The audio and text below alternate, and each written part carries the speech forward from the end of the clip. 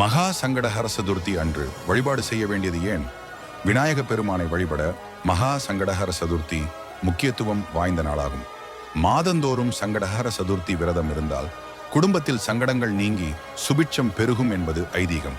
கணபதியை சதுர்த்தி நாளில் தொடர்ந்து வழிபட்டு வந்தால் காரிய தடைகள் விலகும், எதிரிகளின் தொல்லைகள் நீங்கும், கடன் பிரச்சனைகளில் இருந்து நிவாரணம் கிடைக்கும். விநாயகர் சதுர்த்தி தினத்துக்கு முன்பு வரும் தேய்பிறை சதுர்த்தி மிகவும் விசேஷமானது. பல்வேறு வரங்களை வாரி வழங்குவது. இந்த நாளில் கணபதியை முறையாக வழிபட்டால் ஆண்டு முழுவதும் சதுர்த்தி திதியில் விநாயகரை வழிபட்ட பலன்கள் கிடைத்துவிடும். எனவேதான் இதை மகா சங்கடஹர சதுர்த்தி என்று சொல்கிறார்கள். சங்கடஹர் என்றால் சங்கடங்களை தீர்ப்பவர் என பொருள். இந்த சதுர்த்தியை விநாயகரே ஏற்படுத்தினார். புராணத்தின்படி குண்டாக இருக்கும் விநாயகரை கண்ட சந்திரன் கிண்டல் செய்தார். பதிலடியாக சாபமிட்டார் விநாயகர். அதற்காக வருந்திய சந்திரன் மன்னிப்பு கோரினார்.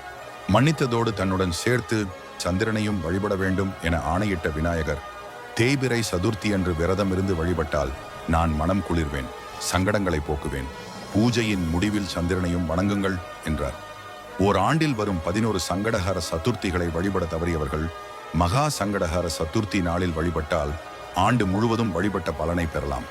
இந்நாளில் விரதம் இருப்பவர்கள் விநாயகர் போற்றி அஷ்டோத்திரம், அகவல், கவச பாடல்களை பாட வேண்டும். மாலையில் வானில் தெரியும் சந்திரனை தரிசித்துவிட்டு விநாயகரை வழிபட வேண்டும். உப்பு, புளி, காரம் அதிகம் சேர்க்காத உணவை சாப்பிட்டு விரதத்தை முடிக்கலாம். வீட்டில் விநாயகரை வழிபடுபவர்கள் மஞ்சள், தங்கம், வெள்ளி, செம்பு, பித்தளை, வெண்கலம் போன்ற உலோகங்கள், கருங்காலி மர விநாயகர் அல்லது ஸ்படிக விநாயகரை வைத்து வழிபடலாம்.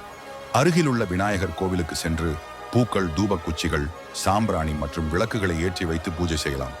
இந்த மகா சங்கடஹர சதுர்த்தி நாளில் விநாயகரின் அருள் அனைவருக்கும் கிடைக்க நாமும் விநாயகரை வழிபட்டு நலம் பெறுவோம்.